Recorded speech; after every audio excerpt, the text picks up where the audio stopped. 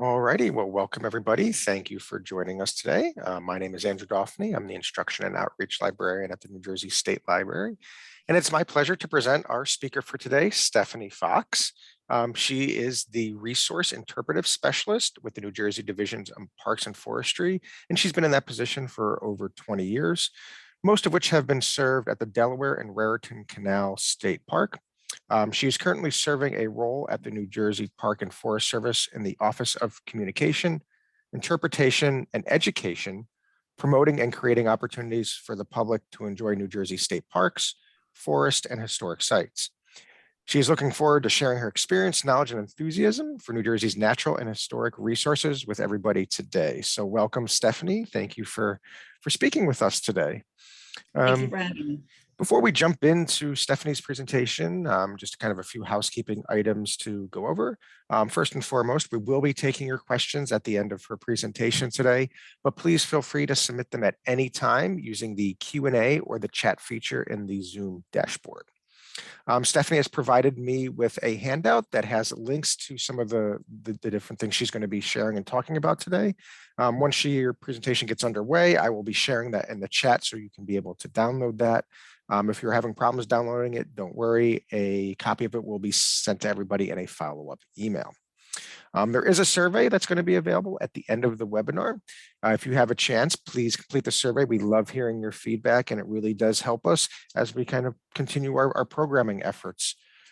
And if you want some more information about what the parks and recreation available in New Jersey, the Division of Parks and Forests website is there. I will send that link out in the chat as well, so everybody has a live link for it. One last thing before we jump in is just a brief overview of the Zoom dashboard. This is what your dashboard should look like if you're using a PC or a Mac. If you're using a mobile device, the dashboard may look a little bit different depending on the device that you're using, but all of the features will still be there. In the bottom left corner, you have your audio settings, so you can check there to make sure your audio is working properly. At any point, there's a raise hand button here. You can click on that button. That'll alert me, and I will send you a message in Zoom and hopefully be able to solve the problem. And if for questions, again, as I mentioned, there's a Q&A button or the chat button. You can click either of them, submit your questions to us, and we'll be happy to address them at the end of the program. So that is everything that I have for you. So I am going to turn it over to Stephanie now.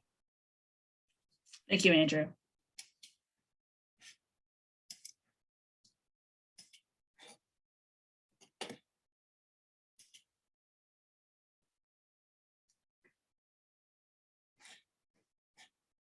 Okay, just get my PowerPoint presentation up and we'll get started.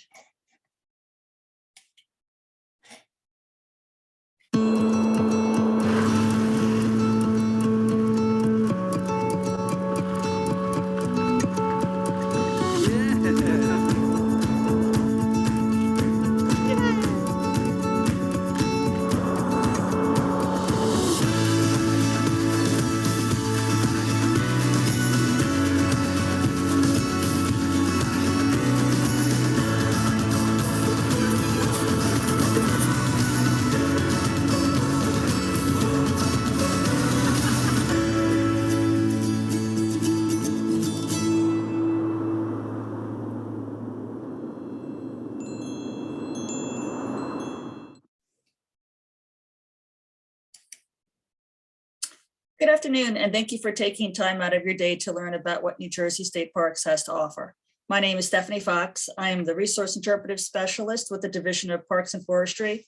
And as it's already been said, I've been lucky enough to work for the Park Service for over 20 years as an educator, interpreter, and steward of the land. Today, I will be sharing information about parks in general, programs and events that are hosted by New Jersey State Parks and historic sites, and how you can explore these areas on your own. Just a little bit of background information about the division. The New Jersey Division of Parks and Forestry was established in 1923. However, our first state park, Swartzwood State Park, located up in northern New Jersey, was founded in 1914 specifically for public enjoyment. So there's always an argument on which came first. I believe it's probably Swartzwood. We are coming up on our 100-year anniversary, so we're starting to make some plans to figure out how to best celebrate our long history at Parks and Forestry next year. We are part of the Department of Environmental Protection, and we are the largest land manager in the state. We oversee over 460 acres of land, and we have 53 state parks, forests, recreation areas, along with over 50 historic sites for you to discover. I like these maps to kind of give you an idea of some of our facilities that we have throughout the state. The map on the left shows you locations of New Jersey state parks and forests, and the map on the right shows the locations of most of our historic sites. Some of our historic sites are located within larger parks, such as Bastow Village in Wharton State Forest, or Ringwood Manor in Ringwood State Park, while other historic sites are standalone buildings, such as Walt Whitman House, which is located near the waterfront in Camden. As you can see, no matter where you live in New Jersey, there's a park or historic site located within a short driving distance. What can you do at New Jersey State Parks, forests, and historic sites? There's a lot of things, but today we're going to focus on some of the wintertime activities that we can do, and some of them are going to be year-round activities. So the first one that always pops into mind is hiking. We have hundreds of miles of trails for you to be able to explore throughout the state. Then some of the wintertime specific activities that you can do at New Jersey State Parks are going to be activities such as snowshoeing, snowmobiling, cross-country skiing. You're always welcome to explore historic sites, and many of our historic sites offer programming and tours throughout the year. For those adventurous campers, we do still have camping opportunities within these colder months. Some of our park facilities have cabins that you're able to rent. Some have group campsites, and then there's also family campsites that you're able to rent. All of those camping reservations are done online now through an online system that you can access through our parks website. Wildlife viewing is always wonderful to be able to do, especially birding during the winter time. I'm going to be talking about a couple of unique birding opportunities you have that are only available during the winter months. Mountain biking, hunting and fishing are available throughout all of our state parks in different areas. And if you want more information about if you're interested in hunting or fishing, you can call the parks directly to see what opportunities you might be able to find at facilities that are close to you. You might decide to attend one of our public programs. I'm going to be going over a few of those programs at today's presentation, or you might decide to explore on your own and do some self-guided hikes. The next few slides are going to be about guided programs, tours, and events at some of your New Jersey State Parks, forests, and historic sites. These links below will lead you to information about these programs. The quickest way to access the information is by visiting our calendar of events webpage on our main Parks and Forestry webpage. In addition, if you're part of Facebook, we have an incredibly active Facebook page for New Jersey State Parks. And on that, we have our main Division 1, where we promote some of our larger events and programs throughout the state, along with any new information about parks. But each individual historic site or park has their own Facebook page that the park staff will update with information about what you can do and what's going on at that specific location. The third way that you might be able to find out is by signing up for our Gov Delivery program. It's one of those email programs where you provide your email address and you can choose options on what you want to get updated on. So if you go onto our New Jersey Parks and Forestry webpage, you'll get up one of those pop-ups that asks you if you want to be alerted with our Gov Delivery system. And what's nice is that you can choose the option. So if you're only interested in camping information, you can click on that. If you're interested in volunteer events and programs, you can click on that, and you'll get notified as those things come up within our calendar. I'm going to try to bring us over to the calendar of events webpage, just so you guys can take a look to see what I'm talking about. This is going to be my first attempt, so hopefully it'll work. Hold on, let's see if this works.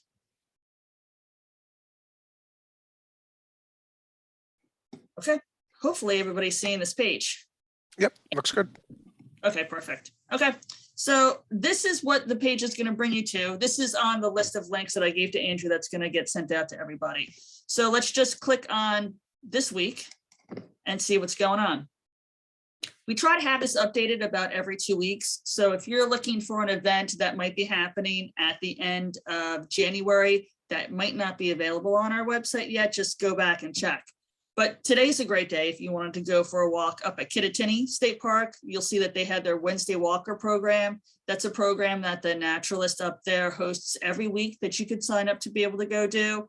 There's a tour of Liberty State Park and Twin Lights. So this is obviously just chronologically going through. It's going to give you all the information you need to be able to see if you might be able to attend, if there's registration information that you need to call in or email. All the sites will do things somewhat a little bit differently. Before COVID, a lot of our programs didn't require pre-registration, but now after COVID, most of our programs have a limited amount, especially if they're indoor. So you would definitely want to take a look to see how you might be able to register for these programs. Let me. I'm not going to click on the other sites because if I try to do the Facebook one, I'm going to have to log in. It's going to be a whole thing, but this is on that sheet that I gave to Andrew too. It's great because we have a lot of videos that the historians and the naturalists will post up on our Facebook page that are always pretty interesting. Like today, there's a great one about marbled salamanders from the naturalist down at Cape May. So we're going to begin our tour of New Jersey State Parks, and we're going to start off at the northern portion of the state, and we'll start it at the highest point of New Jersey, which is High Point State Park. High Point offers sweeping views of Pennsylvania and New York from New Jersey's highest elevation point of 1,803 feet, and that's from the New Jersey Veterans Memorial. It's a beautiful park located in the Kittatinny Mountains, making it a great destination for a scenic drive. But if you'd like to get out and explore the park, this park has a cross-country ski center where you're able to get lessons, or if you already know how to, you can rent the cross-country skis or snowshoes, of course, if that's snow on the ground, and go out on your own for the day. You can also check out our calendar of events to see when the park naturalist may be hosting some snowshoeing programs of her own. And when the naturalist up there does that, I think there's like a small nominal fee to rent the snowshoes for the duration of the program. Over to another park, Ringwood. Ringwood State Park is located in the Ramapo Mountains in Ringwood, New Jersey. It offers recreational opportunities year-round and has stunning buildings and structures throughout the property. Visitors can attend guided tours of the Skyland Manor and the Botanical Gardens. These tours are hosted by the New Jersey Botanical Garden and Skylands Association. While another historic structure there, Ringwood Manor, is currently closed to tourists due to large-scale roof rehabilitation projects, visitors are still welcome to roam around the grounds nearby that. We're hoping to have the site back open to the public sometime next year. We're thinking in April, we're going to be able to be offering programs within the Ringwood Manor too. And have you ever wanted to try your hand at skeet shooting? If so, there's a concession up there. You can go to the Thunder Mountain Trap and Skeet. They have a knowledgeable staff there that can provide lessons to beginners, and they're always putting safety first. And they have all the necessary equipment and safety gear needed to make for a memorable day at the park.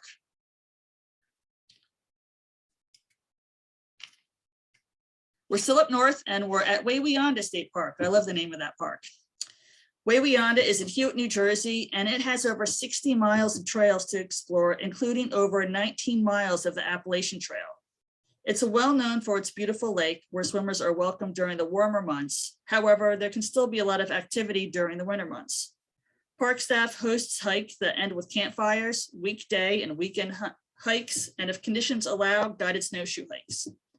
You can find out about these programs by visiting our calendar of events again, or the Wawayanda Facebook page. These are part of the programs that definitely require registration, so make sure you call the park office and save your spot.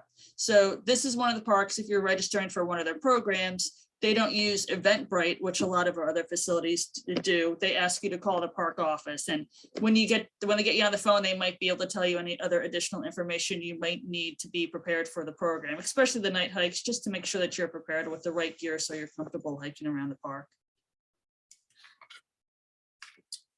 Here at Stoke State Forest and other parkland, snowmobiling is a permitted activity. In this video, we're going to have Rebecca Fitzgerald, the New Jersey Park Superintendent. She shares more information on how you can explore parks with your snowmobile. It's a quick little video. New Jersey state parks and forests have hundreds of miles of trails that are open to snowmobiles when conditions are present. In other words, when we have snow. Hi, I'm Rebecca Fitzgerald, Superintendent of Stoke State Forest and High Point State Park and New Jersey Veterans Memorial. From High Point to Belle Plaine and others in between, snowmobiling is a fun and unique way to explore our remote areas during the winter months. Snowmobiles must be registered and insured, and your registration must be displayed on your vehicle at all times. Before your trip, be sure to check the park or forest that you're interested in visiting to find out which trails are open to snowmobiles and where trailheads and parking areas are located. Trail maps can be found on our website. Dress for a variety of conditions and be prepared in the event of emergencies or breakdowns that may occur when you are out on the trails. Be mindful that the trails are also used by others, including cross-country skiers, snowshoers, and our area wildlife. Please be courteous when your paths cross, and remember that racing or rallies are not permitted. To all of you snowmobile owners, we look forward to seeing you out on our winter trails.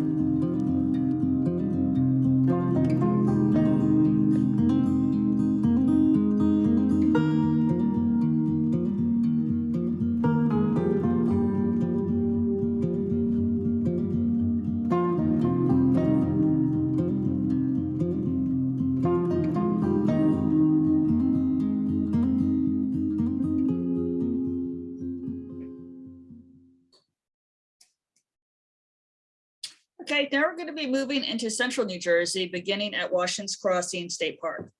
You can experience General George Washington's historic crossing of the Delaware River on Christmas night in 1776, but at a more civilized time at 12 o'clock in the afternoon. Washington's Crossing State Park is the site of General George Washington's historic 1776 crossing of the icy Delaware River. For almost 10 hours, boats and ferries continuously moved back and forth carrying men, horses, and cannon to the Jersey side. By midnight, a strong storm had developed, hurling sleet, hail, and snow at the rebel army. Landing at Johnson's Ferry, the Continental Army still faced an arduous 9-mile hike to Trenton as the storm continued with a vengeance. Reaching Trenton in the early morning of December 26, the American Army surrounded, defeated, and captured over 900 Hessian mercenaries and secured a morale-boosting victory. Now, for 69 years, hundreds of reenactors have come together on Christmas Day to recreate this pivotal event. One of New Jersey State Park's historians will be on the banks of the Delaware River, sharing his knowledge of the day's events with visitors as they watch the Durham boats make their way across the river. Washington's Crossing State Park hosts many public programs throughout the year, including a birthday celebration for George Washington that's going to be coming up on February 19th. The period surrounding the famous crossing that turned the tide of the Revolutionary War is often called the 10 Crucial Days, from the crossing on December 25th through the Battle of Princeton, which was held on January 3rd.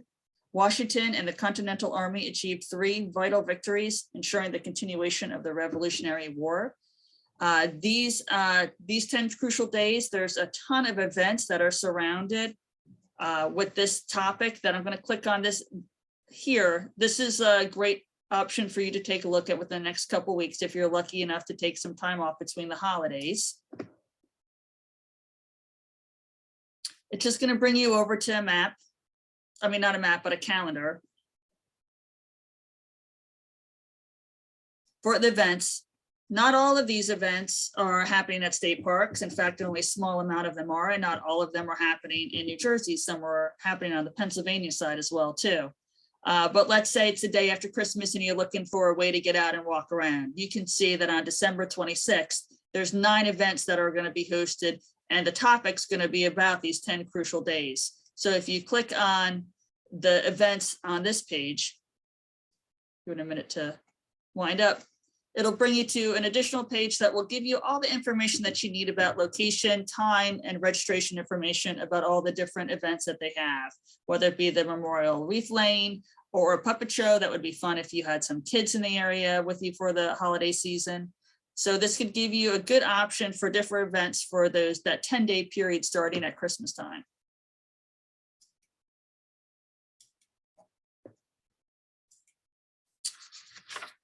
Okay, The Forest Resource Education Center, also known as, we call it the FREC, is staffed by the New Jersey State Forest Service and hosts programs and events focusing on the connections to our forests.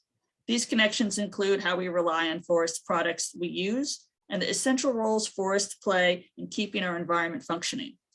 One of the most popular programs at FREC is the maple sugaring program that is held in late February through March.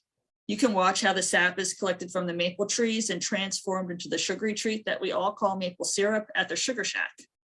The FREC has an Eventbrite page where you can sign up for these programs. So if you just go to the Eventbrite page and you write down Forest Resource Education Center, calendar of events will pop up for their facility, and they give programming. There's at least one program a week that's located down in Jackson, New Jersey. There's a great staff that's down there and some interpreters that are on site there that will give a whole different variety of programs to the public.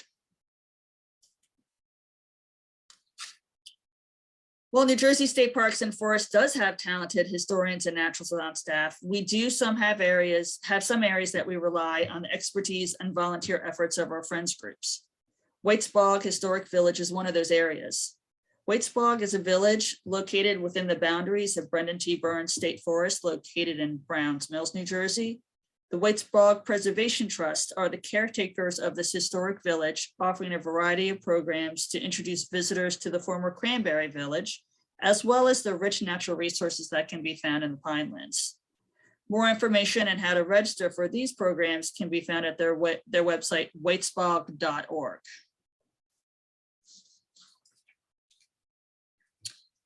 I'm going to push this one really big because I'm the state organizer for this event. These are the first day hikes that we have. On New Year's Day, New Jersey will be celebrating America's State Parks sponsored first day hikes. These hikes provide a means for individuals and families to welcome the coming year in the outdoors, exercising and connecting with nature. For many, it's become a tradition. In 2020, 85,000 people rang in the new year, collectively hiking over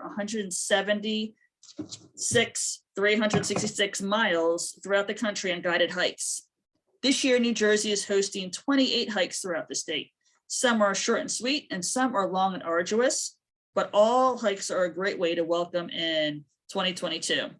The shortest hike that we have this year is 64 steps up the North Tower of the Twin Lakes Lighthouse. And we have another hike, the longer one, 6 mile, going up the Appalachian Trail at High Point. And then even more so, we have a 15-mile hike for those really hardy hikers that's on the Warren Highlands trails. Information on these hikes are provided on the link. We're going to hop over there so you can take a look at that. And most of them do require registration, and they tend to get filled up pretty quickly. So if you think that you would like to commit to going to one of these hikes, please sign up early.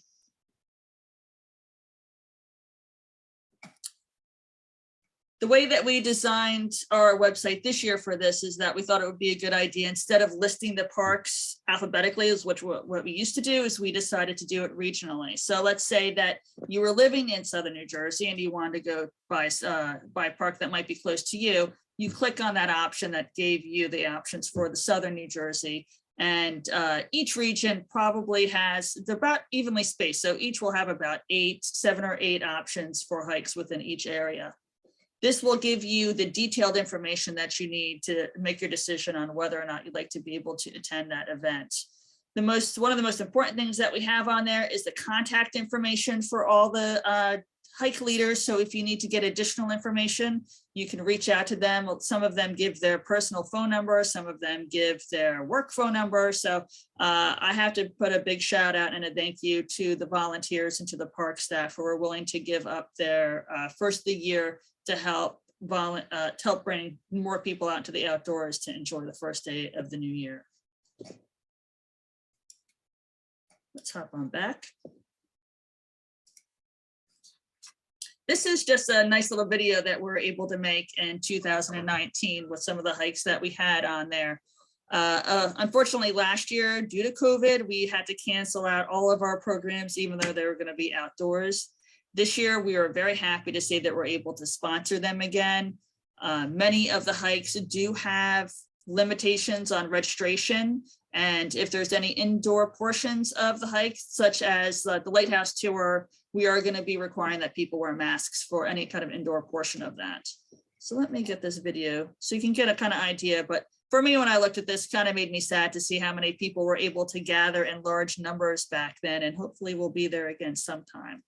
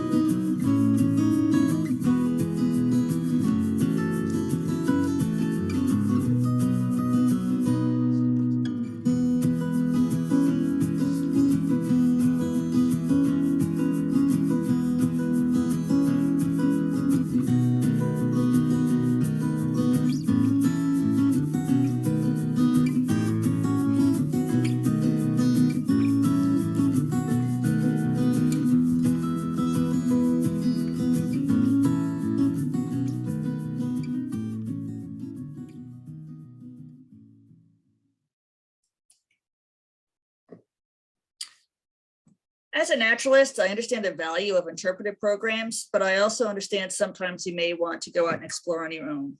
Hopefully these next few slides will give you some ideas and tips. While many of our breeding birds in New Jersey migrate to warmer areas during the winter months, New Jersey also receives some northern birds who visit here during the colder months, such as the snowy owl that you see in the top picture. These stunning snowy owls can often be seen in our parks with coastal dunes throughout the wintertime.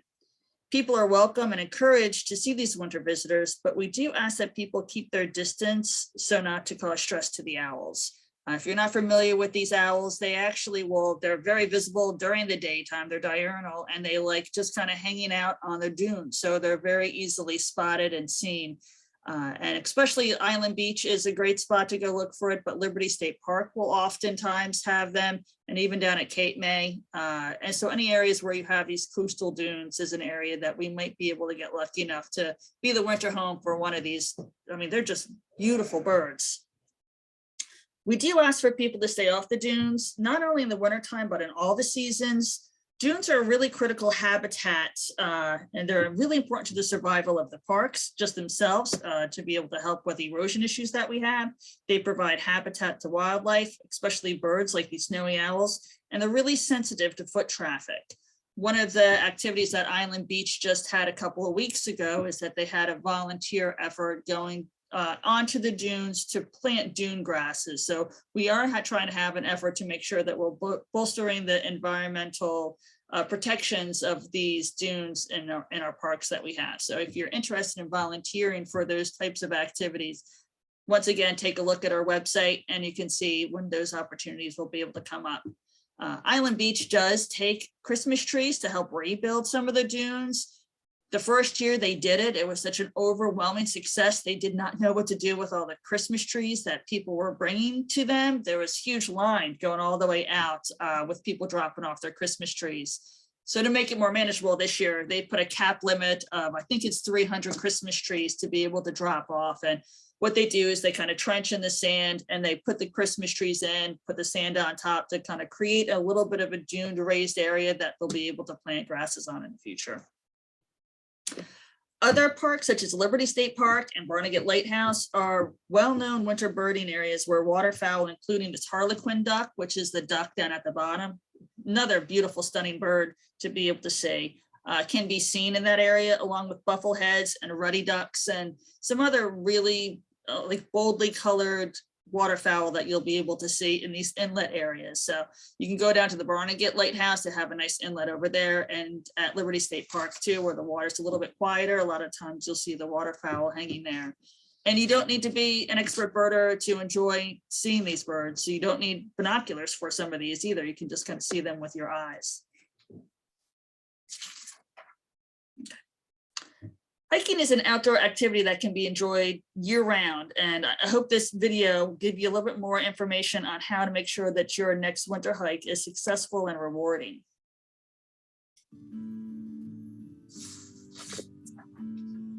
Hi, this is Doug Kahn from Alair State Park. Wintertime can be a unique and rewarding time outdoors, but keep in mind a few tips to stay safe and Let's talk about layering. It's winter and it's cold. The best advice to be outdoors in winter is to start with multiple layers. A base layer, a mid-weight layer, and an outer layer. If it's exceptionally cold out, you can add another mid-weight layer, such as a vest, and if it's freezing or snowing, you can wear an outer shell layer. Multiple layers help trap warm air. And if you get too hot, you can take layers off. If you get too cold, you can put layers back on. And always remember a nice hat and when you're out in winter, make sure you have good quality boots, something sturdy and waterproof. Don't forget synthetic socks, not cotton. And if you're in particularly deep snow or watery areas, add a gaiter. Moisture out of the boot. Are you going to be using other equipment when you're outdoors, such as snowshoes or cross-country skis? Have they been in your garage for a year? If so, make sure you check that they're in good working order, because the last thing you want is to be stranded a mile from your car. Remember to stay fueled when you're outside. Exercising in winter can burn a lot of calories, so bring some good snacks. Candy bar or granola bar. And stay hydrated. You only need to worry about it in the warm summer months, but we can quickly dry out in the winter while exercising as well. Bring a water bottle, maybe some thermos, stay hydrated.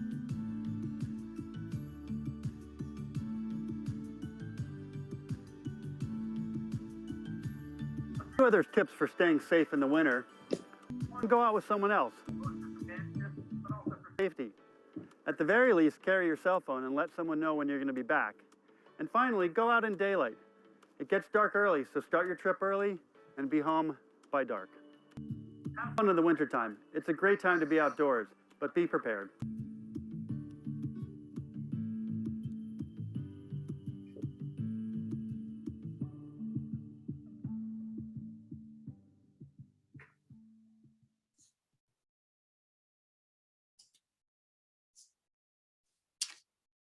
The New Jersey Trail Tracker is a web-based application that was designed a few years ago by some DEP staff. It was designed to be an interactive tool for people to explore all the trails that can be found within New Jersey State Parks. I think this was one of the best things that we've done for giving out information about our trails in the past couple of years. You can go to this site before you go out to the park to access park maps, links to park websites, information about trail length and difficulty. And even better, if you have cell service in the park that you're going to, you can use it when you're on the trail for real-time location information while you're walking and hiking on the trail.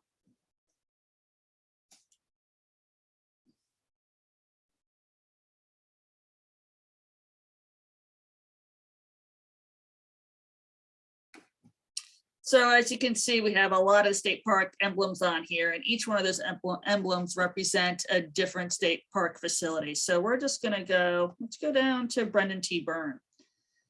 If I just click on the emblem, it's going to give me some basic information. It's going to be able to give me access to the webpage, park maps, trail maps, camping reservation, and it also, which is nice, gives a list of the different activities that you might be able to do while you're at that facility.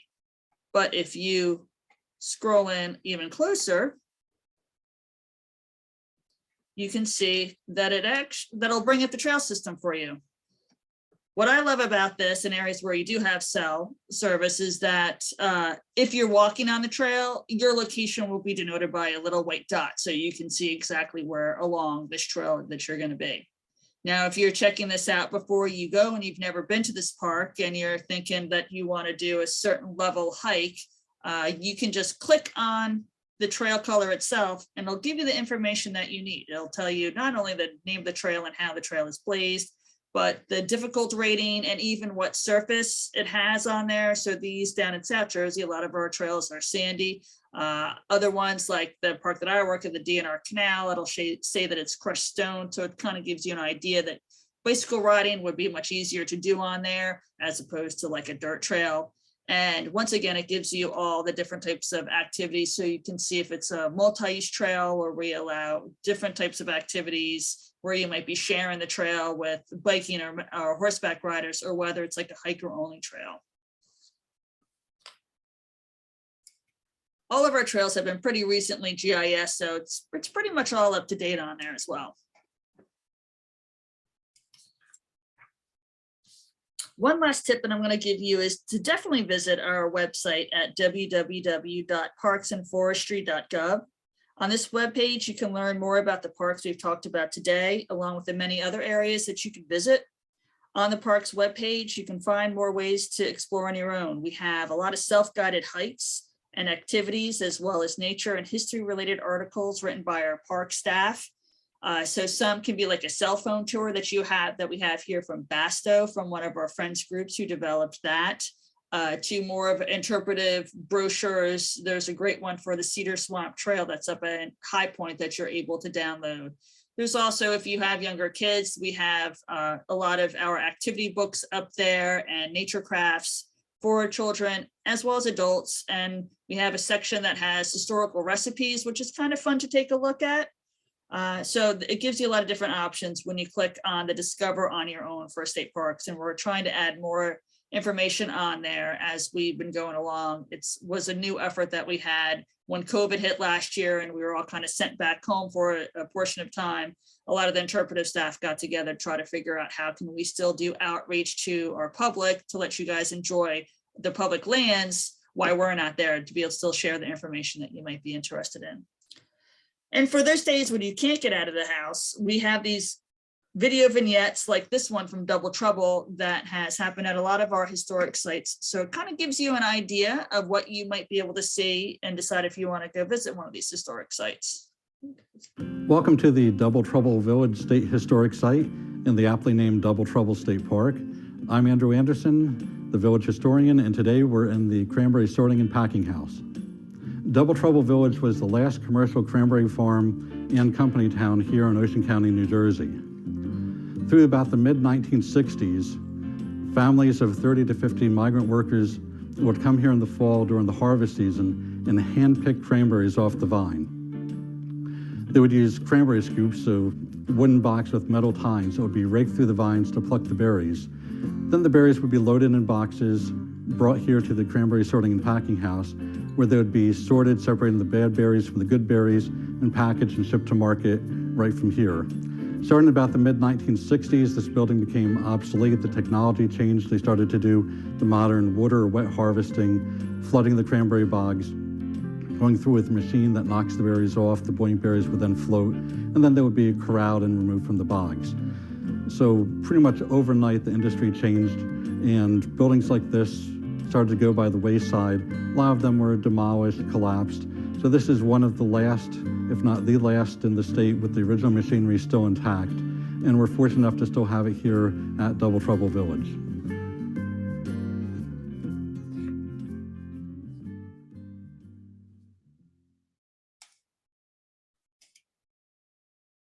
Well, that's all I have for you guys for right now. Hopefully you guys might have some questions for me. Once again, I want to thank you for your time and hope that you learned a little bit more about your New Jersey state parks. Alrighty, thanks so much, Stephanie. If anybody does have questions, please feel free to ask them in the Q&A or the chat feature, and we'll be happy to answer them for you.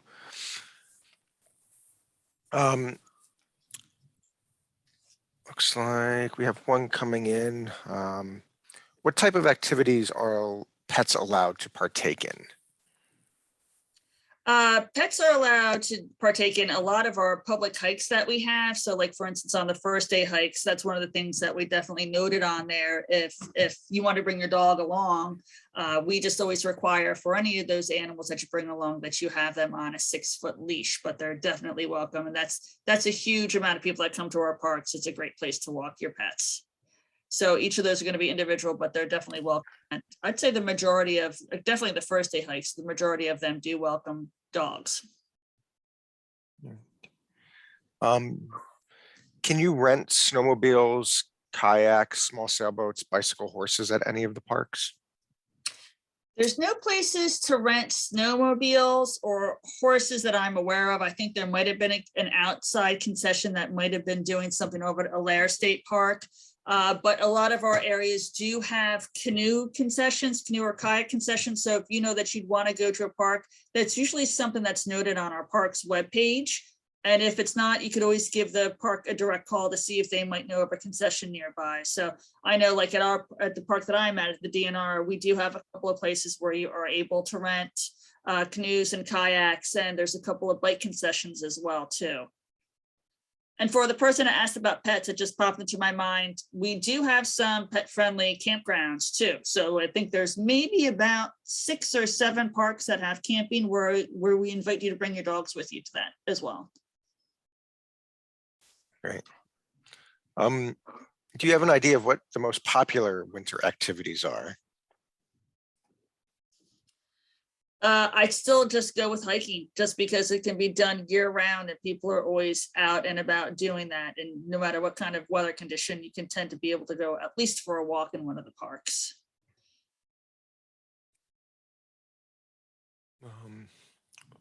Are there instances or weather conditions that would force a park to close, and what might those be?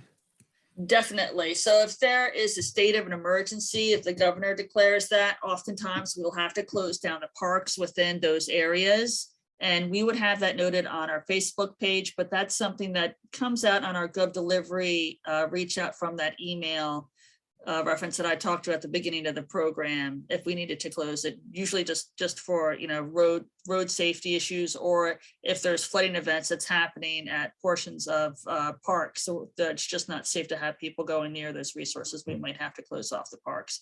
We always try to do a really good outreach on that to let people know before they head down.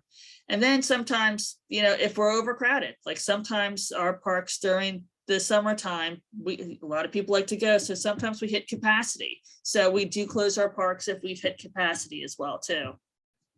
We'd hate for people to drive an hour to find out that they can't get into a parking lot. Are all of the state parks free? No, nope. So some of the parks do have a fee entrance to get in and some do not. I think one of the only year-round places where it's charged to get into the facility might be Island Beach State Park, but I'm not 100% sure on that. Each park is kind of run individually. So once again, I can refer to the park that I work at, the DNR Canal. We do not require any entrance fee, but some of the other parks that are more recreation-based, so say like Spruce Run or Round Valley, where they offer swimming, those parks typically do have an entrance fee, and those would be listed on our parks websites. And a lot of times it's just seasonal. So after, between Memorial Day and Labor Day, like between those holidays, we only charge during that time. And then the rest of the year, this time of year, they tend to be open and free. Looks like there's a follow-up. Is parking free, or is it the same kind of thing? It's the same kind of thing. So I think there might be only one park that has those parking kiosks that you might have to pay for, and I think that might be at Liberty State Park, but that's the only one. All the other ones, that's really kind of what it is. If you're paying to get in, it's called like an entrance fee, but it's like your parking fee.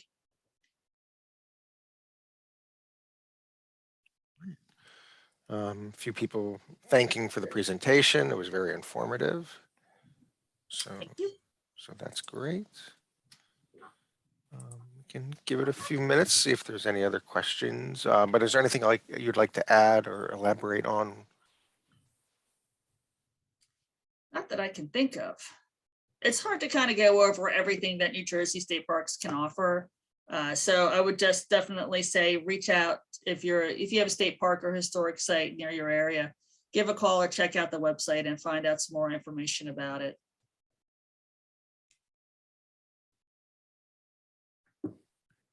All righty. Well, I don't see any more questions coming in. So this program is being recorded. So if there's anything that you want to go back and see, you certainly can. Let's see if you can answer this. Where can you start on the Paimai Trail? That I don't know. I don't know if that's the Pygmy Pines Trail that might be talking about down in South Jersey. If it is, contact. Yeah, the Pygmy Trail. Yep. That one would be down south.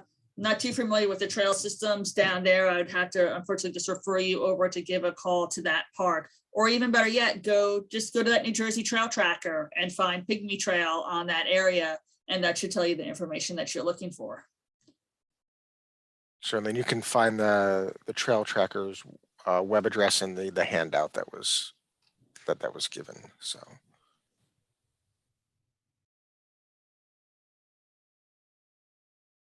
Alrighty, well, I think we can go ahead and end it there. So I'd like to thank you, Stephanie, for letting us know all about the wonderful things we can do outdoors. We don't think of winter time as, a time to be outdoors, but there's a lot of fun and exciting things available throughout the state to do.